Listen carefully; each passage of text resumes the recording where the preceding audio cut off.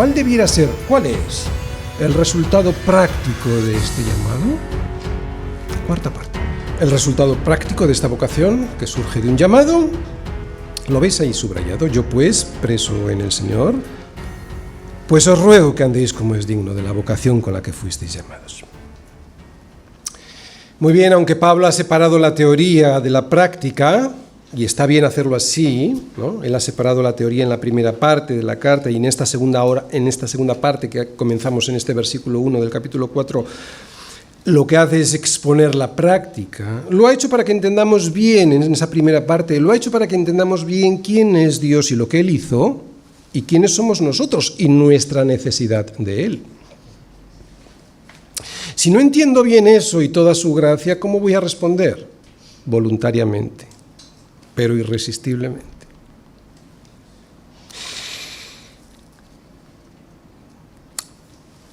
Pero con este pues, porque estamos en la segunda parte y empieza con un pues, con este pues ahora une las dos partes de la carta, porque no se puede separar la teoría de la práctica. ¿De acuerdo? Ahora pues, aquí está la unión entre la teoría y la práctica. Estamos en el primer versículo de la parte práctica. Ahora pues, después de que os he explicado cómo es el amor de Dios y lo que Él hizo por vosotros, como vimos en los capítulos 1, 2 y 3, ahora pues, ya podéis andar como es digno de la vocación con que fuisteis llamados. No hay salvación que no traiga santidad. No existe. No puede haber nadie que, habiendo sido llamado, no desee andar como es digno de ese llamado. Estoy hablando de la santidad como un proceso, ¿de acuerdo? Porque hay tres tipos de santidad. Cuando Dios nos llama, somos santos, posicionalmente santos. Luego hay una progresión de esa santidad. Cuando vamos caminando, vamos siendo cada vez más santos. Y luego hay la santidad que Él nos da en la glorificación, ¿no? Cuando Él ya estamos allí viviendo la vida eterna. No, ahora mismo estoy hablando del proceso de la santidad, desde que Él nos llama a ser santos hasta que nos lleva a su presencia.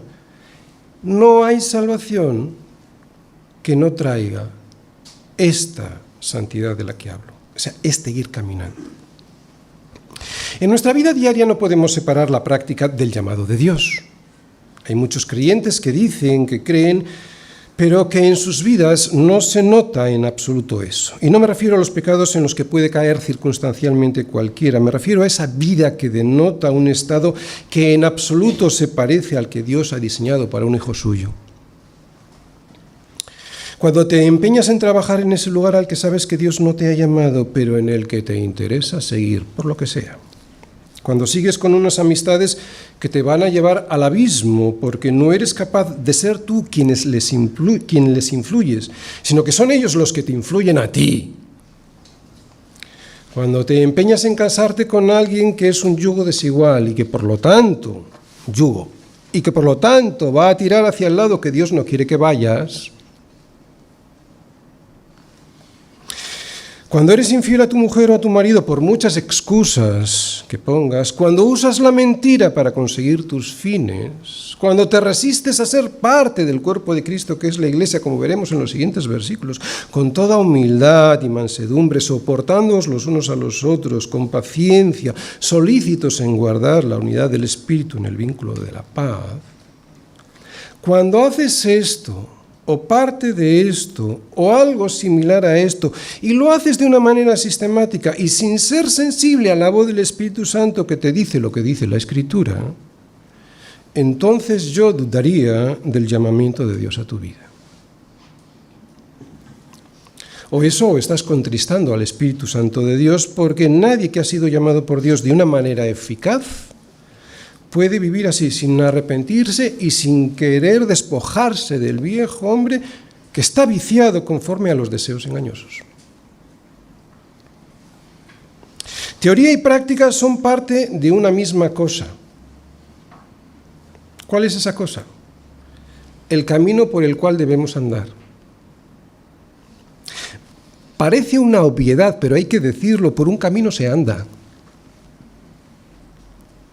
Uno no entra por la puerta estrecha y luego se queda sentado al borde del camino viendo a los demás pasar. Cuando uno es llamado a entrar, entra por la puerta estrecha, pero lo hace para andar por un camino que es angosto. La puerta y el camino están unidos, y en este versículo, la unión entre la puerta y el camino, que creo que lo han quitado ya, ¿está puesto? No está puesto. Pero si os habéis fijado antes, el pues es esa unión entre la puerta y el camino. Puerta, capítulos 1, 2 y 3. Camino, por el que debemos ahora andar, capítulos 4, 5 y 6. La santidad es un camino porque la santidad se vive andando. Se vive como un progreso, como un caminar, como dice Proverbios 4:18, ¿no? Que la senda, el camino, la senda de los justos es como la luz de la aurora que va en aumento hasta que el día es perfecto. Nadie aquí es perfecto hasta que lleguemos a estar con el Señor, pero hay un camino que va en aumento. Esa es la santidad de la que estamos hablando. Esta es la santidad de la que habla este versículo. Y este camino, que para los justos, que son aquellos que han sido justificados por la sangre derramada por Cristo en la cruz, este camino no lo definen ellos con su propia opinión, sino Dios. Y esto es muy importante. Por eso es Dios, a través de Pablo, desde ahora y hasta los saludos finales, quien nos va a dar una serie de preceptos que no son en absoluto discutibles por nuestro parecer. Nadie que sea un verdadero hijo de Dios discute los consejos de Dios. Es un camino que está muy claramente definido por Dios y con reglas muy específicas que hay que seguir. No somos nosotros quienes las determinamos, ni mucho menos quienes las cambiamos. Y aquí debemos estar siempre atentos porque muchas veces todos nos vemos tentados a hacer cambios en la palabra de Dios al no querer seguir el camino dictado por Él. Esto ocurre cuando empezamos a justificar cambios en la palabra con cualquier excusa que se nos ocurra. Siempre ha pasado, Siempre ha pasado y también lo vemos hoy en algunas iglesias. Iglesias o miembros de iglesias que para no seguir por el camino angosto y sabiendo que lo deben hacer, se excusan con justificaciones vanas que no hay por dónde agarrarlas. Y eso es porque se dejan influir por la cultura y el sistema de valores de este mundo. En cada época la iglesia se ha dejado muchas veces influir. Y lo que está de moda, eso entra en la iglesia y termina cambiando la opinión de Dios. Por ahí no podemos pasar. Asuntos claramente definidos por la palabra de Dios y que algunos se empeñan en redefinir cuando no violentar de manera evidente, para así poder seguir haciendo lo que les da la gana, pero de una manera religiosa para poder calmar, para poder tranquilizar sus conciencias. Y esto es una forma de enfrentarse a Dios, probablemente la más obscena. Y si esto ocurre en nuestra vida, debiéramos ser sensibles y verlo con una llamada de atención para rectificar. Porque en ocasiones todos, al ver que el camino es tan angosto, empezamos a justificarnos con cualquier excusa que se nos ocurre para cambiar, para redefinir el camino marcado por Dios. Todos tenemos esa tentación, esa tendencia. Pero si lo hacemos para pecar. O lo hacemos porque queremos salirnos del camino, o para salirnos diciendo que no nos hemos salido del camino. Y ahí tienen una labor fundamental los pastores en las iglesias. Si el pastor predica fielmente la palabra de Dios, quien quiera salirse del camino lo terminará haciendo, pero por lo menos sin vivir una mentira en la iglesia.